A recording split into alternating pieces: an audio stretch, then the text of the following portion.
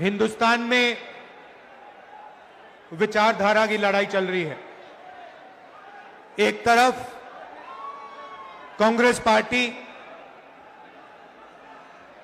जो संविधान को मानती है और इसके लिए लड़ रही है, और दूसरी तरफ आरएसएस, बीजेपी जो इस संविधान के खिलाफ हैं, अंबेडकर जी, गांधी जी के संविधान के खिलाफ हैं, इसको कमजोर करते हैं और इसको खत्म करना चाहते हैं। ये लड़ाई चल रही है। ये जो संविधान है, ये सिर्फ एक किताब नहीं है। इसमें हिंदुस्तान की हजारों साल पुरानी सोच है। अंबेडकर जी, महात्मा गांधी जी, बुद्ध भगवान, बसवना जी, फूले जी, नारायण गुरु जी, हिंदुस्तान के जो महापुरुष हैं,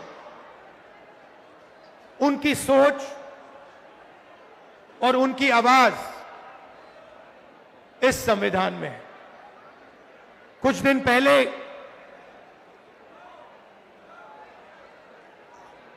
आरएसएस के नेता मोहन भगवत ने कहा कि हिंदुस्तान को 15 अगस्त 1947 में आजादी नहीं मिली, वो झूठी आजादी थी। सच्ची आजादी मोदी जी के आने के बाद मिली। भाइयों और बहनों, यह सीधा संविधान पर आक्रमण है। इन्होंने पहले, लोकसभा से पहले संविधान को रद्द करने की कोशिश की। इन्होंने कहा कि 400 पार हमारी सीटें आएंगी, और जब सीटें आएंगी हम संविधान को खत्म कर देंगे, बदल देंगे। उनके सामने इंडिया गठबंधन और कांग्रेस पार्टी खड़ी हुई, हमारे कार्यकर्ता खड़े हुए, और लोकसभा में 400 पार छोड़ो, लोकसभा में नरेंद्र मोदी जी को इस पर मत्था टेकना पड़ा था। जब वो अंदर घुसे थे, मत्था टेक कर घुसे थे। भाई और बहनों, एक बात याद कीजिए और इसको भूलिए मत। जिस दिन ये संविधान खत्म हो गया, उस दिन हिंदुस्तान के गरीब लोगों के लिए इस देश में कुछ नहीं बचेगा। दलितों के लिए, आदिवासियों के लिए, पिछड़ों के लिए देश में कुछ नहीं बचेगा। लक्ष्य इनका यही है। आप देखिए, 2-3 अरबपतियों को सारे के सारे कॉन्ट्रैक्ट्स दे देते हैं। अदानी, अंबानी जैसे लोगों को हिंदुस्तान का पूरा धन पकड़ाया जा रहा है। इस संविधान में कहां लिखा है कि हिंदुस्तान का धन अदानी के हवाले कर देना चाहिए? मुझे दिखाओ कहां लिखा है इस संविधान में। संविधान में लिखा है हिंदुस्तान के सारे नागरिक एक समान है। संविधान में लिखा है कि हर हिंदुस्तानी को सपना देखने का, भविष्य बनाने का मौका होना चाहिए। आज 50 साल से सबसे ज्यादा बेरोजगारी आज हिंदुस्तान में है। अरबपति हजारों करोड़ रुपए बच्चों की शादी में खर्च कर देते हैं।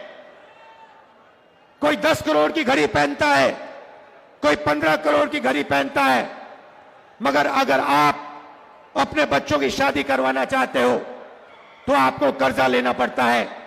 आपके घर में पैसा नहीं है। क्यों नहीं है? क्योंकि रोजगार नहीं है।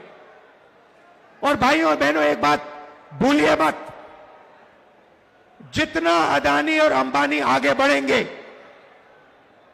जितना धन इन अरबपतियों के हाथ में जाएगा, उतना कम रोजगार आपके बच्चों को मिलेगा। ये नोटबंदी जो इन्होंने की, जो जीएसटी लागू की है, ये हिंदुस्तान के गरीब लोगों को खत्म करने के औजार है। ये योजनाएं नहीं है, ये हथियार है। जीएसटी कौन देता है? जीएसटी अरबपति नहीं देते हैं। जीएसटी हिंदुस्तान के गरीब लोग देते हैं। जब आप एक शर्ट खरीदते हो, पैंट खरीदते हो, जितनी जीएसटी आप देते हो उतनी ही जीएसटी अदानी अंबानी देते हैं। आप रेस्टोरेंट में खाना खाते हो, ढाबे में खाना खाते हो, जितनी जीएसटी आपके जेब से निकलती है उतनी ही जीएसटी अदानी देता है। लाखों करोड़ रुपए आपके जेबों से निकाला जाता है। लाखों करोड़ रुपए कहां जाता है? सीधा अरबपतियों के बैंक अकाउंट में जाता है। 16 लाख करोड़ रुपए नरेंद्र मोदी जी ने अरबपतियों का कर्जा माफ किया है। किसका पैसा था वो? उनका पैसा नहीं था, आपका पैसा था। कर्जा माफ कैसे हुआ? आपके पैसे से हुआ, आपकी मेहनत से हुआ। मगर मैं आपसे पूछना चाहता हूं, किस किसान का कर्जा माफ करते हैं? किस मजदूर का पैसा माफ करते हैं? किस स्टूडेंट का पैसा कर्जा माफ करते हैं? तो जीएसटी आप देते हो, मेहनत आप करते हो, और चाइना का माल अदानी अंबानी ये लोग हिंदुस्तान में बेचते हैं। चाइना के युवा को रोजगार मिलता है, अदानी को अंबानी को फायदा होता है, और आपके बच्चों के हाथ से रोजगार छीना जाता है।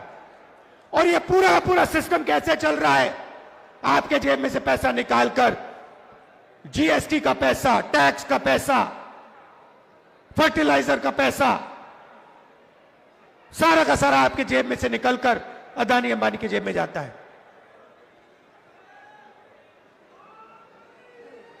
पेट्रोल का दाम बढ़ता जाता है, आप देखते रहते हो। इंटरनेशनल मार्केट में पेट्रोल का दाम नीचे जाता है, मगर हिंदुस्तान में पेट्रोल का दाम नीचे कभी नहीं जाएगा। फायदा अरबपतियों को, अदानी को, अंबानी को। कॉन्स्टिट्यूशन से पहले, संविधान से पहले इस देश में गरीबों के कोई अधिकार नहीं हुआ करते थे। संविधान से पहले, याद रखिए, आजादी से पहले इस देश में गरीबों के कोई अधिकार नहीं थे, दलितों के कोई अधिकार नहीं थे, पिछड़ों के कोई अधिकार नहीं थे, आदिवासियों के कोई अधिकार नहीं थे। अधिकार सिर्फ महाराजा राजा के थे। वो बदलाव आजादी के दिन आया था। आपको जमीन दी गई, जमीन का हक दिया गया, अधिकार दिए गए। बीजेपी आरएसएस चाहते हैं कि आजादी से पहले जो था, जहां गरीबों के कोई अधिकार नहीं थे, सिर्फ अंबानी अदानी जैसे लोगों के अधिकार थे, वैसा हिंदुस्तान चाहते हैं। यह लड़ाई हो रही है। वो चाहते हैं कि गरीब चुप बैठे, एक शब्द ना कहें, भूखे मर जाएं, कोई सपना ना देखें, और हिंदुस्तान अरबपति चलाएं। जहां उनको एयरपोर्ट चाहिए एयरपोर्ट मिल जाए, जहां उनको पोर्ट चाहिए पोर्ट मिल जाए, जहां हाईवे चाहिए हाईवे बनानी है हाईवे बना ले, सारे के सारे कॉन्ट्रैक्ट्स उनके हाथ चले जाए। अब आप कहोगे राहुल जी, आपने बता दिया कि लड़ाई संविधान और आरएसएस और बीजेपी के बीच में है। आपने हमें बता दिया कि हमारे अधिकार छीने जा रहे हैं। आपने हमें बता दिया कि गरीबों को कुचला जा रहा है, पिछड़ों को, दलितों को, आदिवासियों को दबाया जा रहा है। तो आगे का रास्ता क्या है? आपके दिल में यह सवाल होगा कि आगे का रास्ता क्या है। मैं आपको बताना चाहता हूं। सबसे पहले आप एक चीज नोट कीजिए, प्राइवेटाइजेशन होता है। आपके अस्पताल, सरकारी अस्पताल प्राइवेट हाथों में जाते हैं। आपके बच्चे प्राइवेट कॉलेज और यूनिवर्सिटी में जाते हैं। जब आप बीमार होते हो, आप प्राइवेट अस्पतालों में जाते हो। सबसे पहले आप एक अपने आप से सवाल पूछिए, यह जो प्राइवेटाइजेशन हो रहा है, यह जो शिक्षा का सिस्टम प्राइवेटाइज हो रहा है, स्वास्थ्य का सिस्टम प्राइवेटाइज हो रहा है, इस प्राइवेट सिस्टम के मालिक कौन है? यह सवाल पूछिए। आप लोग बच्चों की शिक्षा के लिए लाखों रुपए देते हो। क्यों देते हो? क्योंकि आप अपने बच्चों को रोजगार दिलवाना चाहते हो। हिंदुस्तान में सीधी सी बात है, शिक्षा का जो सिस्टम है, सर्टिफिकेशन का सिस्टम है, ठप्पे का सिस्टम है। आपको सर्टिफिकेशन चाहिए कि मेरे बच्चे ने यूनिवर्सिटी डिग्री कर दी, कॉलेज की डिग्री कर दी, और आप सोचते हो, करोड़ों लोग सोचते हैं, करोड़ों युवा सोचते हैं कि इस सर्टिफिकेशन के साथ आप अपनी जिंदगी बना पाओगे। सोचते हैं कि लाखों रुपए देने के बाद, अरबपतियों को लाखों रुपए देने के बाद, मेहनत करने के बाद हमारे बच्चों को सर्टिफिकेशन मिल जाएगा और उनको रोजगार मिल जाएगा। भाई और बहनों, यह सरासर झूठ है। इस देश में आपके बच्चों को रोजगार नहीं मिल सकता है, चाहे वो कुछ भी कर ले। क्षमता हो, ऊर्जा हो, सपना हो, इस देश के युवाओं को रोजगार नहीं मिल सकता है। तो मैं आपसे क्या रहा हूं? मैं कह रहा हूं कि लाखों रुपए आप अरबपतियों को शिक्षा के लिए दे रहे हो, और अरबपति हिंदुस्तान के रोजगार के सिस्टम को खत्म कर दिए हैं। नोटबंदी हुई, गलत जीएसटी लागू हुई। आप किसी भी छोटे दुकानदार से पूछो, किसी भी छोटे बिजनेस वाले से पूछो, जो अदानी अंबानी जैसे नहीं है, जो नरेंद्र मोदी के ऑफिस में नहीं जा सकते, उनसे पूछो जीएसटी से फायदा हुआ, नोटबंदी से फायदा हुआ? वो आपसे कहेंगे भैया नोटबंदी, जीएसटी ने हमें खत्म कर दिया, मरवा दिया। रोजगार कौन देता है? अदानी अंबानी नहीं देते। रोजगार करोड़ों छोटे बिजनेस वाले देते हैं, स्मॉल मीडियम बिजनेस वाले देते हैं। उन सबको इन लोगों ने तक खत्म कर दिया है। नतीजा है, आप अस्पताल जाओ, लाखों रुपए अरबपतियों को दो, उसके बाद आप बच्चों को कॉलेज भेजो, लाखों रुपए अपनी जेब से निकालकर आप अरबपतियों को दो, इस सोच में दो कि आपके बच्चों को शिक्षा मिलेगी, सर्टिफिकेशन मिलेगा। मगर जो सर्टिफिकेशन आपको मिल रहा है बिना रोजगार के, उसका कोई मतलब ही नहीं है, वो कचरा है। यह देश की सच्चाई है। आईआईटी के जो स्टूडेंट्स हैं उनको रोजगार नहीं मिल रहा, आईआईएम के लोगों को रोजगार नहीं मिल रहा, आईआईटी के लोगों को रोजगार नहीं मिल रहा। आपको कहां से मिलेगा? बात समझिए, आपको गुलाम बनाया जा रहा है।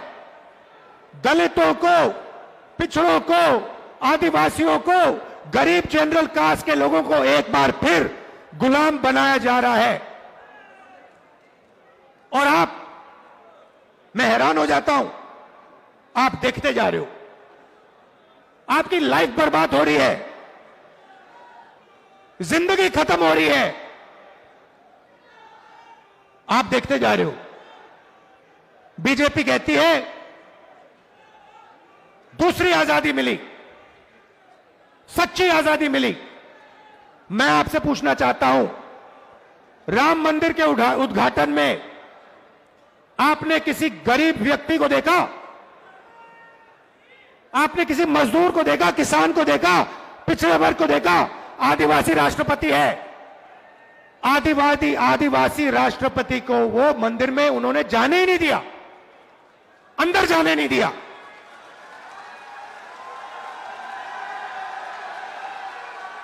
आदिवासी राष्ट्रपति को अंदर जाने नहीं दिया, दलितों को अंदर जाने नहीं दिया, पिछड़ों को अंदर जाने नहीं दिया। पार्लियामेंट का इनॉग्रेशन हुआ, राष्ट्रपति को अंदर नहीं जाने दिया। नरेंद्र मोदी हो, अंदर नहीं आ सकते, ये सच्चाई है। तो रास्ता क्या है?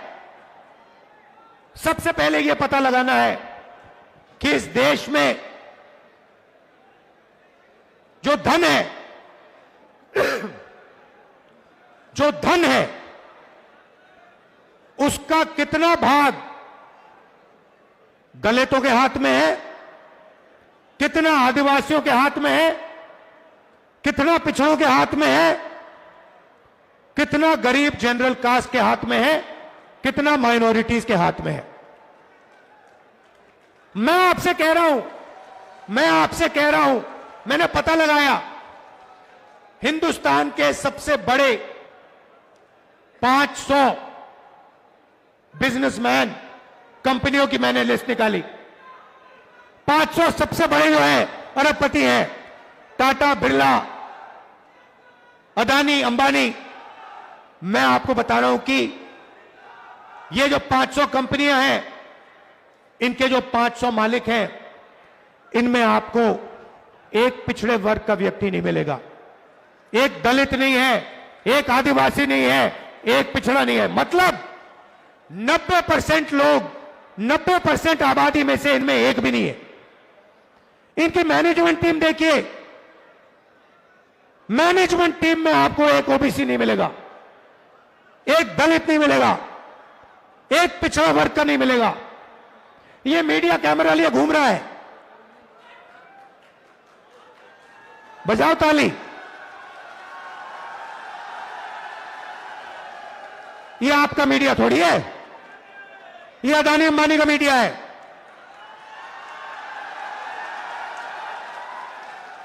आप भूखे मर जाओ, आपके बच्चे भूखे मर जाएं, आत्महत्या कर लें, किसान मर जाएं, इनको कोई फर्क नहीं पड़ता। ये अदानी अंबानी की शादी दिखाएंगे, ये उनके हैं, उनकी नौकरी करते हैं 24 घंटा।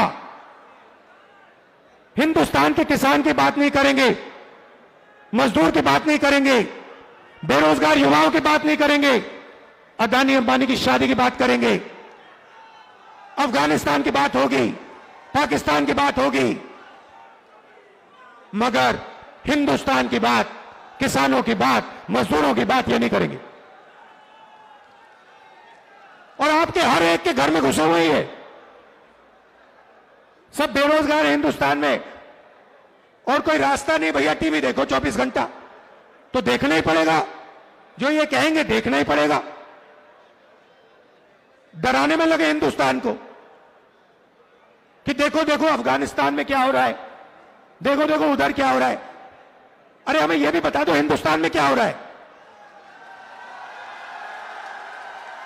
अच्छा, इनके मालिकों की लिस्ट निकालो, मालिकों की लिस्ट निकालो, उसमें आपको एक पिछड़ा वर्ग का नहीं मिलेगा, एक दलित नहीं मिलेगा, एक आदिवासी नहीं मिलेगा, एक गरीब जनरल कास्ट का आदमी नहीं मिलेगा, जो गरीबी से निकल के बनाया अरबपति।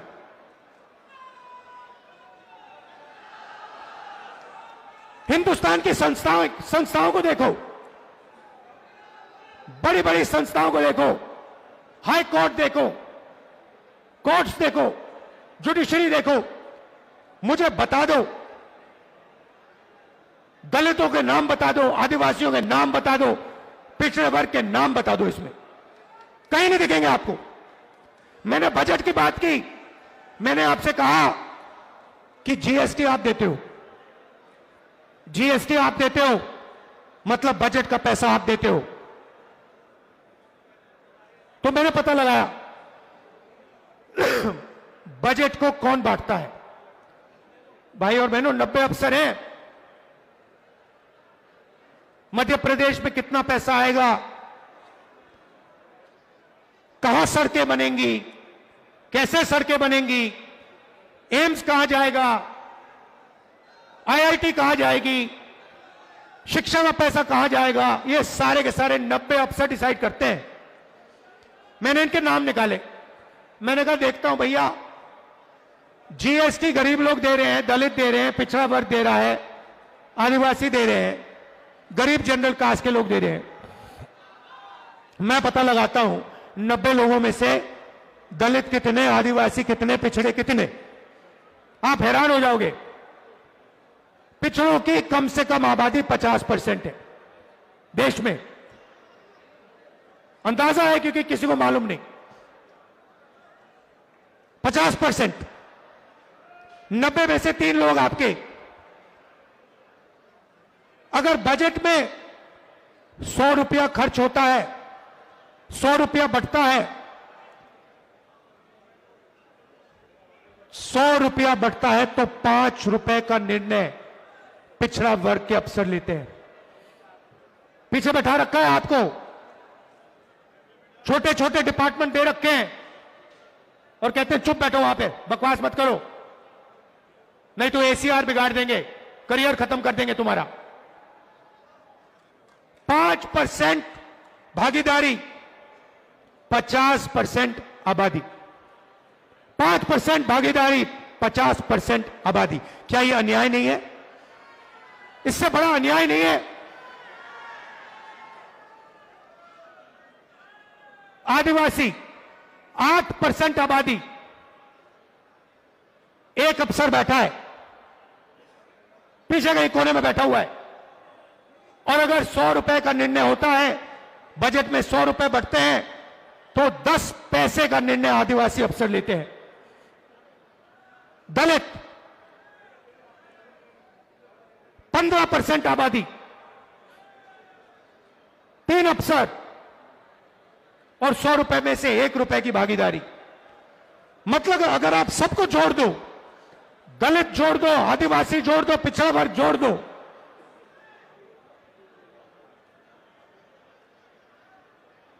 ₹6.10 की आपकी भागीदारी है।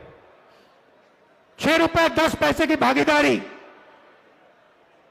73%, 73%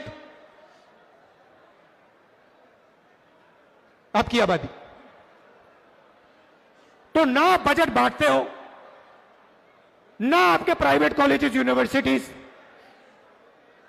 ना आपके अस्पताल, ना आपकी ब्यूरोक्रेसी, आपके पास कुछ है ही नहीं। आपको आपका एक ही भविष्य है। आपका भविष्य दो है। एक, आप मजदूरी करो। बीजेपी की सोच है कि आप के 2 भविष्य है। एक, मजदूरी करो, और दूसरा, अगर आपने ज्यादा चिल्लाया तो जेल में जाओ। ये इनका 21वीं सदी का विजन है।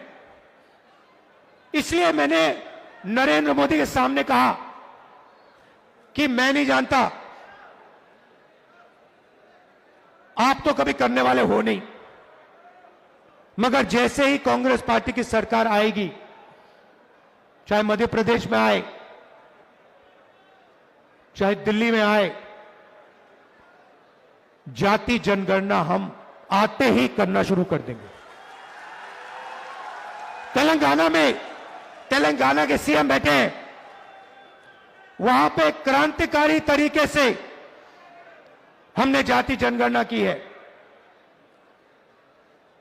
कुछ ही समय में हम तेलंगाना को दिखाने जा रहे हैं कि तेलंगाना में दलितों की कितनी भागीदारी है, पिछड़ों की कितनी भागीदारी है, आदिवासियों की कितनी भागीदारी है,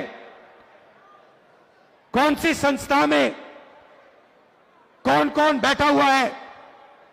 तेलंगाना में हमने काम शुरू कर दिया, कर्नाटक में हमने काम शुरू कर दिया और यह क्रांतिकारी निर्णय होगा। भाई और बहनों, 90% आबादी को पता लग जाएगा कि इस देश में हमारी कितनी भागीदारी है। 90% को आज आपको दिख रहा है।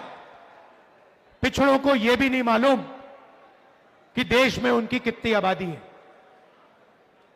कितनी शर्म की बात है। नरेंद्र मोदी जी कहते हैं मैं ओबीसी हूं और आज तक इस देश के ओबीसी को, इस देश के पिछड़े वर्ग को अपनी सच्ची शक्ति, अपनी सच्ची आबादी नहीं मालूम। यह पिछड़ों के खिलाफ अन्याय है, यह दलितों के खिलाफ, आदिवासियों के खिलाफ अन्याय है। इसीलिए हम जाति जनगणना लागू करेंगे, पूरे देश में लागू करेंगे और दूध का दूध, पानी का पानी हो जाएगा। सबको पता लग जाएगा कि जुडिशियल सिस्टम में हमारे कितने लोग हैं। प्राइवेट अस्पताल किसके हाथों में है, प्राइवेट कॉलेज यूनिवर्सिटी किसके हाथ में है, ये बड़े बड़े जो बिजनेसेस हैं किसके हाथ में। सब दूध का दूध, पानी का पानी हो जाएगा। और नरेंद्र मोदी जी डरते हैं, ये करवाना नहीं चाहते, नहीं कर सकते और कभी नहीं करेंगे।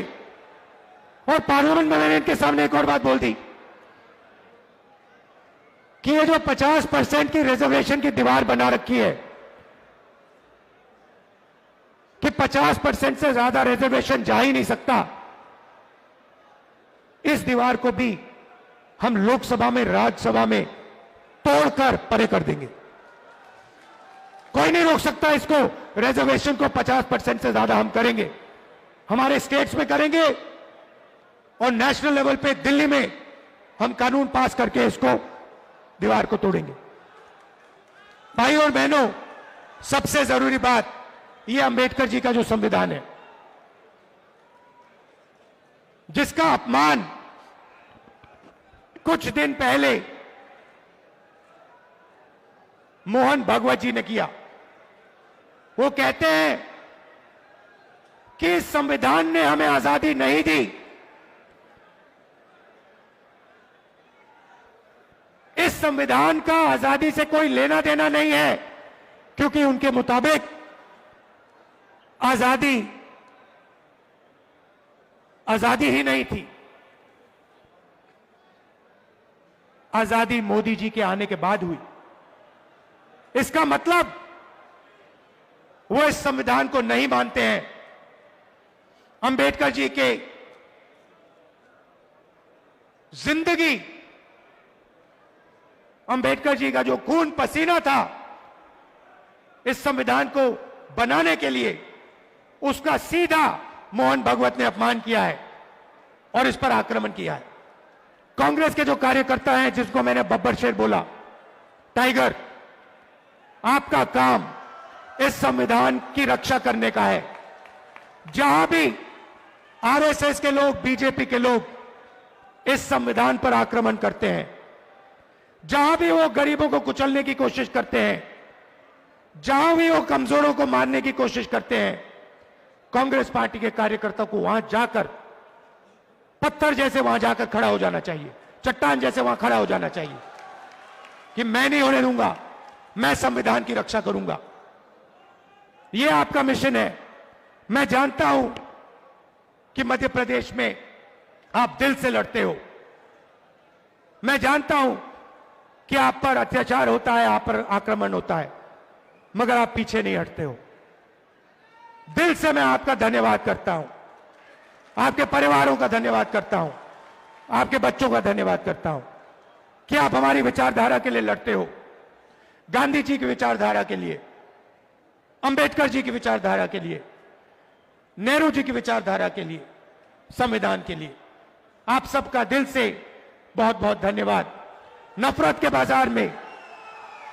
के बाजार में मोहब्बत की दुकान खोलनी है और आप सब लोगों को मिलकर खोलनी है। धन्यवाद। जय हिंद। नमस्कार। राहुल गांधी।